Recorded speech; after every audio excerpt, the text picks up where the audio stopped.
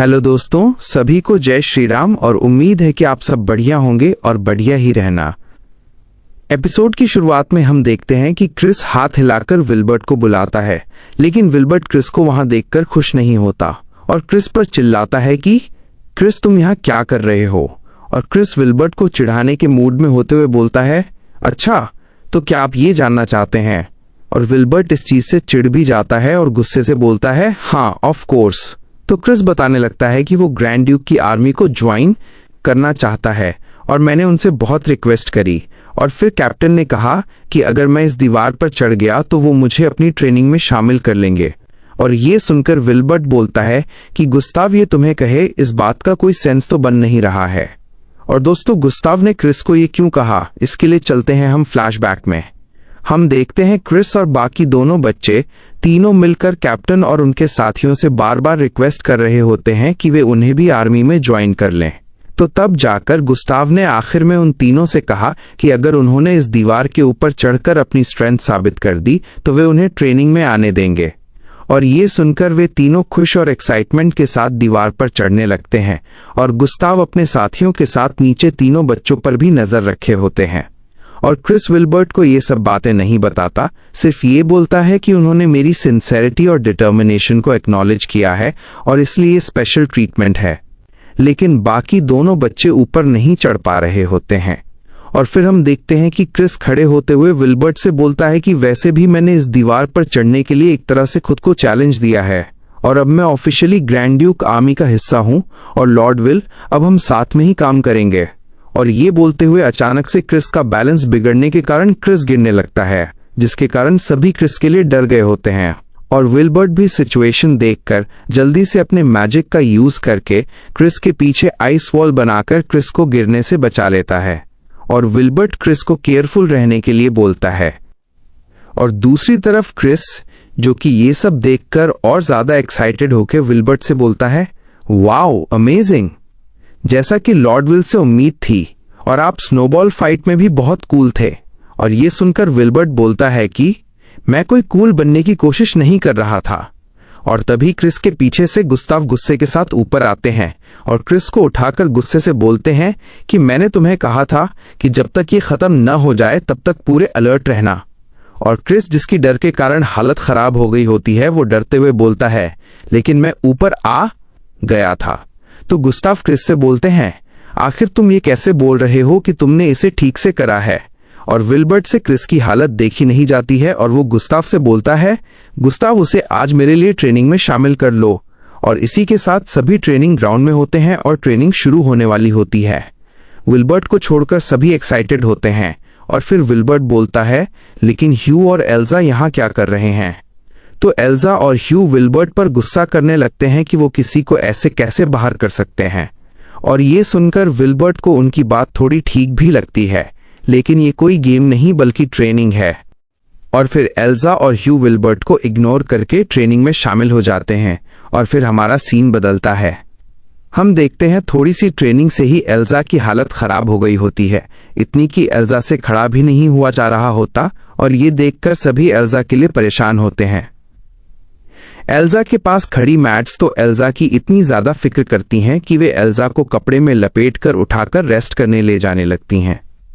Wilbert को इस सब की उम्मीद पहले से थी, फिर भी विल्बर्ट एल्जा के लिए परेशान था। और फिर वे अपनी ट्रेनिंग कंटिन्यू रखते हैं और फिर गुस्ताव सभी बच्चों से एक छोटा सा ब्रेक लेने को बोलते हैं और अपने साथी सोल्जर से 10 लैप और करने को बोलते हैं। ये सुनकर सोल्जर की हालत खराब हो जाती है, लेकिन कप्तान का ऑर्डर होने के कारण वे अपनी ट्रेनिंग कंटिन्यू रखते हैं। और फिर विगो क्रिस से बोलता है, क्रिस तुम तो बहुत अमेजिंग हो कि अभी तक ठीक दिख रहे हो, यहाँ हम तो इतने में ही थक गए हैं। और क्रिस बोलता है कि मैं तो अभी और ट्रेनिंग कर सकता हूँ, मैं ग्रैंड ड्यूक की आर्मी में शामिल होकर ही रहूंगा और हिज ग्रेस की तरह पावरफुल बनूंगा। और फिर विगो क्रिस से पूछता है, वैसे क्रिस क्या अब तुमने अपने डैड से लड़ना बंद कर दिया क्या। और ये सुनकर क्रिस बोलता है, इससे तुम्हें क्या मतलब। तो विगो बोलता है कि ये तुम ही हो जो हर बार मुझे अपनी फैमिली फाइट में खींचते रहते हो। तो क्रिस विगो से बोलता है, अच्छा तो तुम्हारे डैड के बारे में क्या। और इसी तरह वे दोनों बातें करने लगते हैं और विल्बर्ट उनकी बातें सुनकर सोचता है, फ्यूचर मैंने अगला द ग्रैंड ड्यूक बनने के अलावा कभी कुछ सोचा ही नहीं। लेकिन और ये बोलते हुए विल्बर्ट का ध्यान ह्यू की तरफ जाता है, जहां ह्यू ब्लू हेयर वाले बच्चे की मदद कर रहा होता है, जिसके लिए ब्लू हेयर वाला बच्चा ह्यू को थैंक्स बोलता है। और तभी क्रिस विल्बर्ट से पूछता है कि आखिर वो हर चीज पर इतना सीरियस क्यों हो रहा है, क्योंकि ये बात क्रिस ने कही होती है, जिसके कारण विल्बर्ट थोड़ा चिढ़ता है और बोलता है कि अगला ग्रैंड ड्यूक होने के नाते उसके पास कई बातें हैं सोचने के लिए। और ये सुनकर क्रिस विल्बर्ट से पूछता है कि आखिर ऐसी भी क्या बातें हैं जो हम कॉमनर नहीं समझ सकते। और ये सुनकर विल्बर्ट को लगता है कहीं क्रिस उसकी बात का मतलब मजाक बनाना न समझ रहा हो, इसलिए विल्बर्ट क्रिस से बोलता है, अरे ऐसा कुछ नहीं है और मेरे कहने का मतलब ये नहीं था। तो क्रिस पूछता है, अच्छा तो तुम्हारे दिमाग में चल क्या रहा है? और ये सुनकर विल्बर्ट पहले तो कुछ सोचता है और फिर बस इतना बोलता है कि बस बहुत कुछ चल रहा है। और क्रिस बार बार विल्बर्ट को चिढ़ाते हुए पूछ रहा होता है कि आखिर चल क्या रहा है, बताओ भी, अरे बताओ भी, जिसके कारण विल्बर्ट को गुस्सा आने लगता है और विल्बर्ट गुस्से से क्रिस पर चिल्लाता है कि अपने फ्यूचर के बारे में और किसेस के बारे में और स्टफ के बारे में। और इस वक्त सबका ध्यान विल्बर्ट के मुंह से निकले किसेस वाली बात पर गया होता है और वे तीनों एक्साइटेड होकर विल्बर्ट से बोल रहे होते हैं कि आखिर उसके कहने का मतलब क्या है, जल्दी बताओ, तुम बात को ऐसे ही बीच में नहीं छोड़ सकते, बताओ। और विल्बर्ट क्रिस का मुंह बंद करते हुए बोलता है कि आखिर वो इतने मासूम ह्यू के सामने ऐसी बातें कैसे कर सकता है। और क्रिस बोलता है, लेकिन इसकी शुरुआत तो आपने ही की थी लॉर्ड विल। और इस तरह दोनों में लड़ाई होने लगती है। तभी विगो बोलता है, अरे बस भी करो, इसमें इतना एम्बेरस्ड होने वाली क्या ही बात है, और वैसे भी ह्यू तभी पैदा हुआ जब उसके पेरेंट्स ने किस किया था। और विगो की बातें सुनकर दोनों लड़ना बंद करके विगो को देखते हैं और विल्बर्ट विगो से बोलता है, क्या कहा, आखिर तुम्हारे कहने का मतलब क्या है? तो विगो बोलता है, अच्छा तो सुनो, बच्चे पैदा तभी हो पाते हैं जब मॉम और डैड किस करते हैं। और ये सुनकर विल्बर्ट को शॉक लगता है। विल्बर्ट हैरान और घबराया हुआ होता है और पीछे बैठी एल्जा उनकी बातें सुनकर सोचती है कि सिर्फ किस करने से तो बच्चे नहीं हो सकते, लेकिन बच्चों के इस बात पर कंफ्यूज होने के बावजूद वे बहुत क्यूट लग रहे हैं।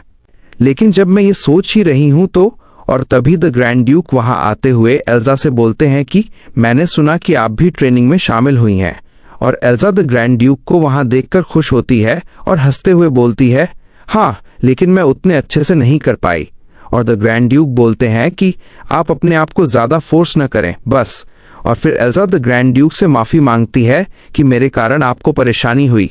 और फिर एल्जा द ग्रैंड ड्यूक को ड्रिंक के लिए पूछती है और द ग्रैंड ड्यूक भी एल्जा से ड्रिंक लेते हुए थैंक्स बोलते हैं। और फिर एल्जा द ग्रैंड ड्यूक से बोलती है कि वैसे मैं आपसे कुछ पूछना चाहती हूँ।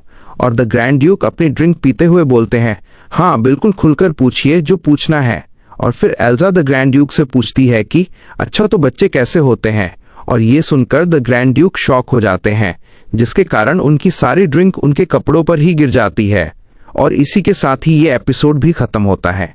थैंक्स फॉर वॉचिंग एंड अब मिलेंगे अगली वीडियो में एंड बाय बाय गाइज।